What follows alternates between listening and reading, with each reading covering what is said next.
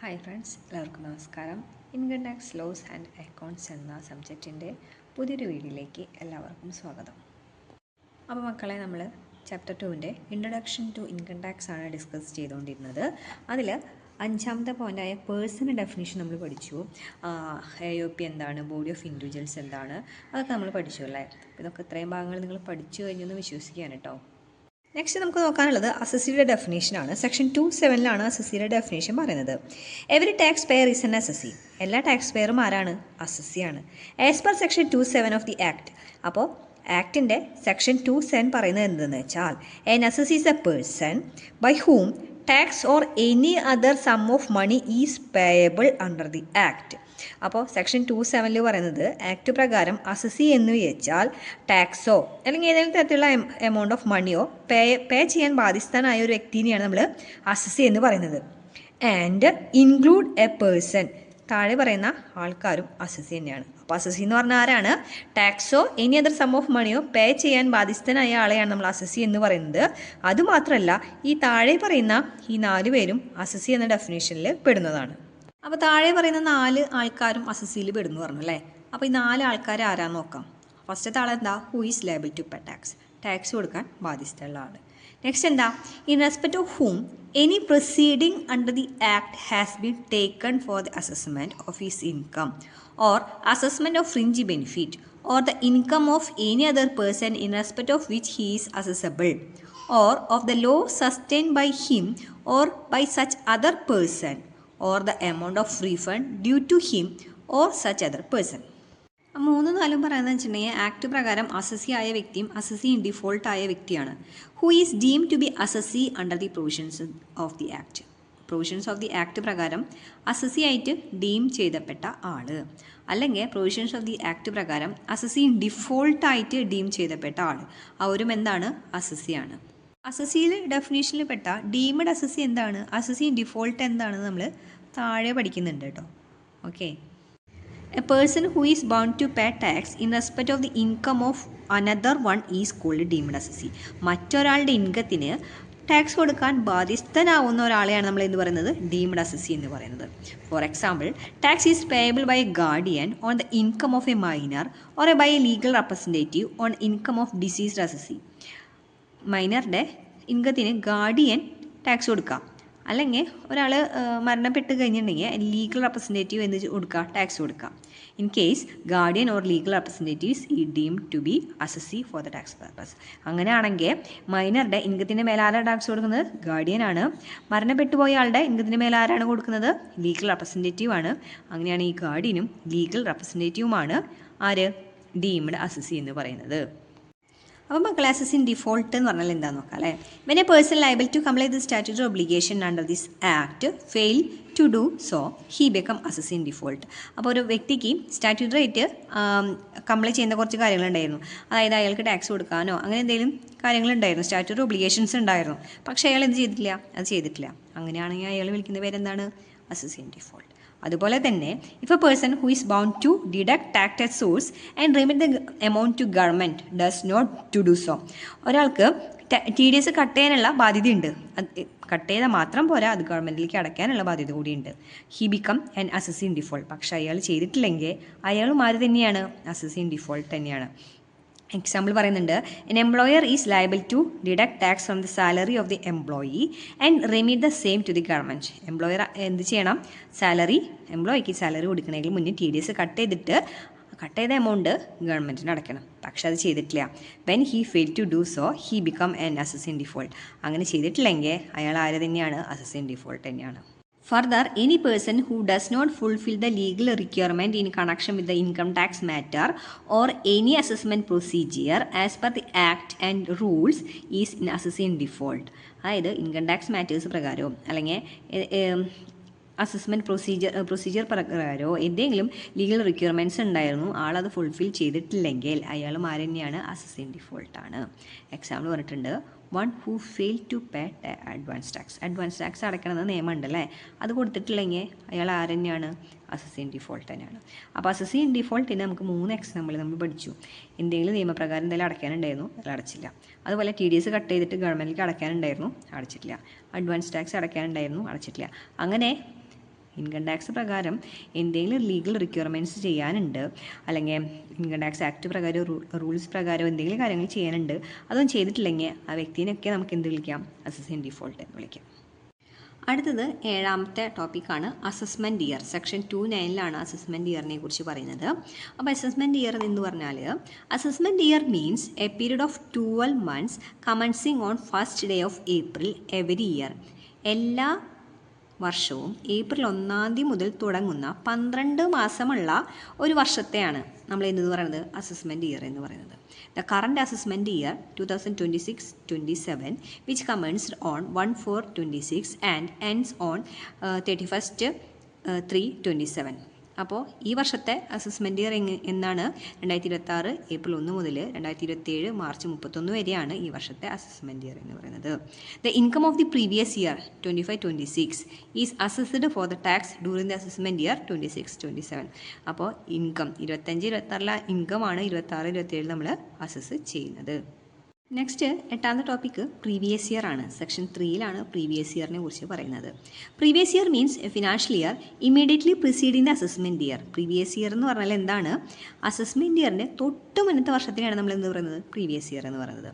For example, the current assessment year 2026-27 and previous year relevant to it is 25-26 which commenced on 1/4/25 and ends on 31/3/26.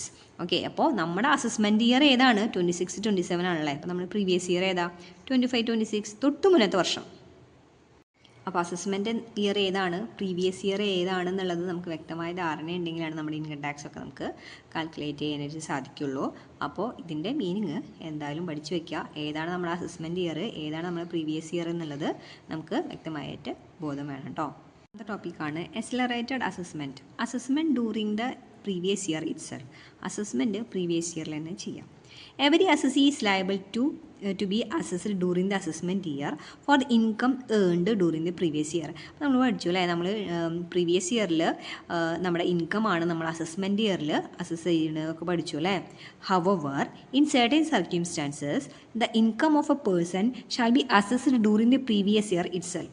ചില സാഹചര്യങ്ങളിൽ ഈ വർഷം നമ്മൾ earn ചെയ്ത ഇൻകത്തിന് ഈ വർഷം തന്നെ അസസ് ചെയ്യും. This is called accelerated assessment.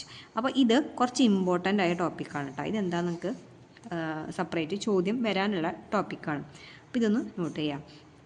സാധാരണ നമ്മൾ പ്രീവിയസ് ഇയറിൽ ഏൺ ചെയ്ത ഇൻകത്തിന് അസസ്മെൻറ്റ് ഇയറിലാണ് നമ്മൾ അസസ് ചെയ്യുക, നെക്സ്റ്റ് ഇയറിലാണ് നമ്മൾ അസസ് ചെയ്യുക. ഇവിടെ ചില കേസിൽ ഈ വർഷം നമ്മൾ ഏൺ ചെയ്ത ഇൻകത്തിന് ഈ വർഷം തന്നെ എന്ത് നമ്മൾ ചെയ്യും? അസസ് ചെയ്യും. ഓക്കെ, എക്സാമ്പിൾസ് ആണ് താഴെ പറയുന്നത്. ഒരു 5 പോയിൻ്റ് ഉണ്ട്. First one, income of A non resident from shipping business. Shipping business ചെയ്യുന്ന നോൺ റെസിഡൻറ്റിൻ്റെ ഇൻകം നമ്മൾ ഈ വർഷം തന്നെ ചാർജ് ചെയ്യും. Income of A non resident from shipping business is taxable during the same year for the purpose 7.5% of the freight. 7.5% ആണ് നമ്മൾ charge ചെയ്യുന്നത്. അതായത് അയാളുടെ ഫ്രൈറ്റ് ചാർജ് പ്ലസ് അതിന് ഡിമറേജോ ഷിപ്പ് ഹാൻഡ്ലിംഗ് ചാർജോ അങ്ങനെ എന്തെങ്കിലുമൊക്കെ ഉണ്ടെന്ന് വെച്ചിട്ടുണ്ടെങ്കിൽ അതിൻ്റെ മൊത്തം 7.5% collected by the shipping company is deemed to be his income and tax is charge on the income at the rate applicable for the foreign company. അപ്പോൾ അയാൾ collect ചെയ്ത ഫ്രൈറ്റ് ഉണ്ടല്ലോ, ഈ സാധനങ്ങളൊക്കെ ഉണ്ട്, അയാൾ കളക്ട് ചെയ്ത മൊത്തം ഫ്രൈറ്റിൻ്റെ 7.5% ആണ് അയാളുടെ ഇൻകം ആയിട്ട് കണക്കാക്കുക. അതിൻ്റെ മേലെ ഫോറിൻ കമ്പനിക്ക് അപ്ലിക്കബിൾ ആയ റേറ്റ് വെച്ചിട്ട് നമ്മൾ എന്ത് ചെയ്യുന്നു? ടാക്സ് ചാർജ് ചെയ്യുന്നു. അപ്പോൾ ഇത്ര മനസ്സിലാക്കി വയ്ക്കുക.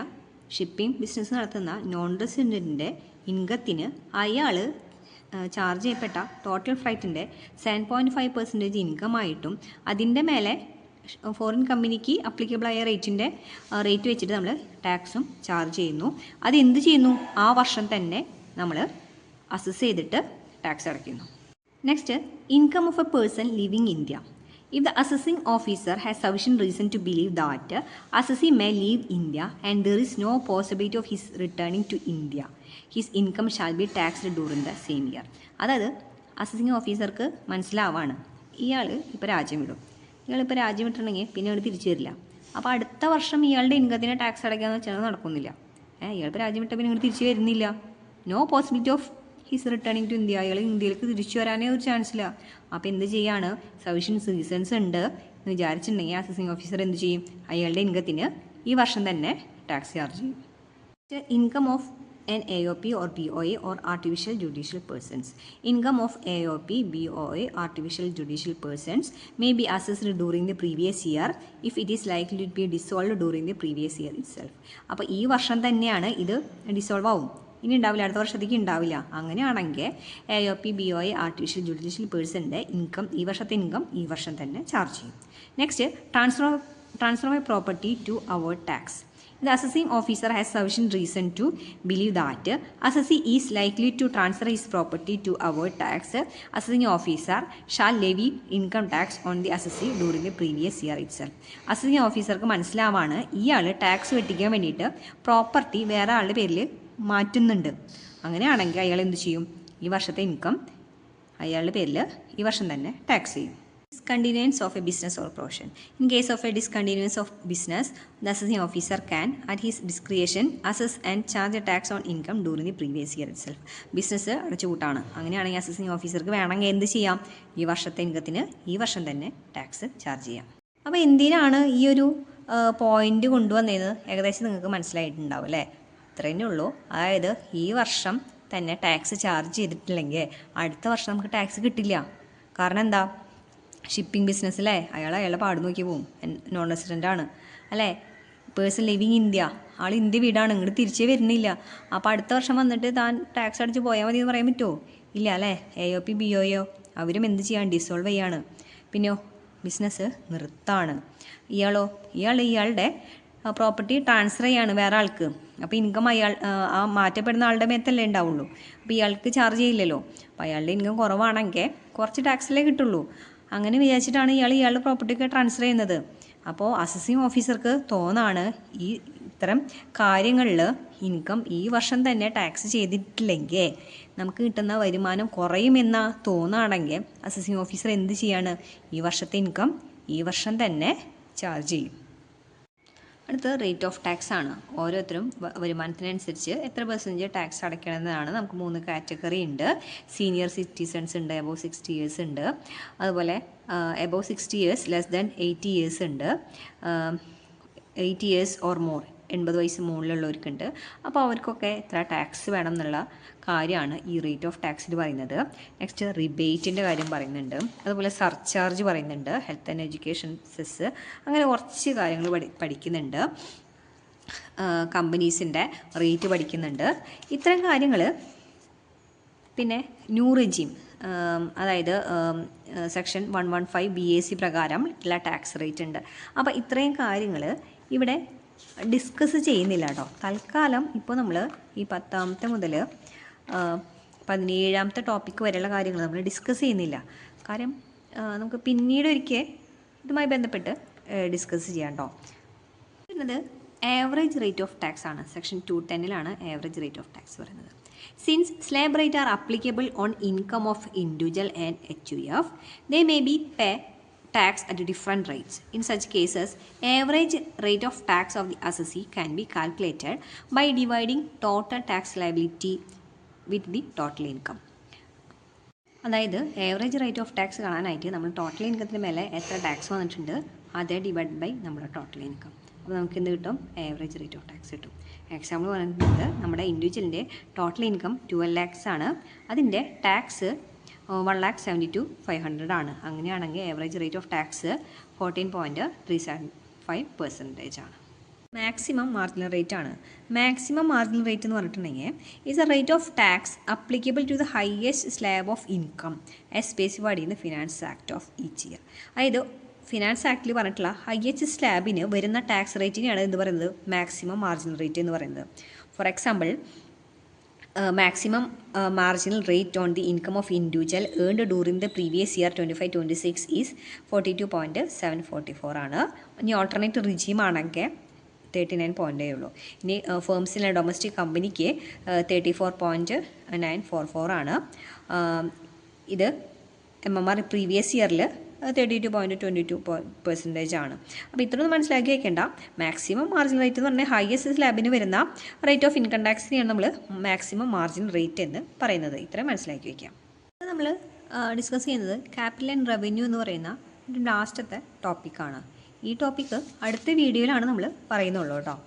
അതിന് ശേഷമാണ് നമ്മൾ ഈ പാഠത്തിലെ മോസ്റ്റ് ഇമ്പോർട്ടൻറ്റ് ടോപ്പിക്ക് നമ്മൾ ഡിസ്കസ് ചെയ്യുന്നത്. ആ മോസ്റ്റ് ഇമ്പോർട്ടൻറ്റ് ടോപ്പിക് എന്ന് പറയുന്നത് വേറെ ഒന്നല്ല, residential status and incidents of tax ആണ്. ഇതിൽ നിന്ന് പ്രോബ്ലം വരുന്നുണ്ട്, തിയറി നന്നായി വരുന്നുണ്ട്. അപ്പോൾ അത്രയും ഇമ്പോർട്ടൻ്റ് ആണ്. ചാപ്റ്റർ 2 ഏറ്റവും ഇമ്പോർട്ടൻറ്റ് ടോപ്പിക് എന്ന് പറയുന്നത് ഇത് തന്നെയാണ് കേട്ടോ. അപ്പോൾ അതിന് മുന്നാണ് നമുക്ക് ആ ഒരു കുട്ടി ടോപ്പിക്കും കൂടി തീർക്കാനുള്ളത്. അതിന് ശേഷം നമ്മൾ ഇത് തുടങ്ങും. അപ്പോൾ എല്ലാവരും ഇതുവരെ എടുത്ത് നന്നായി പഠിച്ചു വയ്ക്കുക. മുന്നെടുത്ത ഭാഗങ്ങളൊന്ന് റിവൈസ് ചെയ്യുക. അവർക്കും താങ്ക്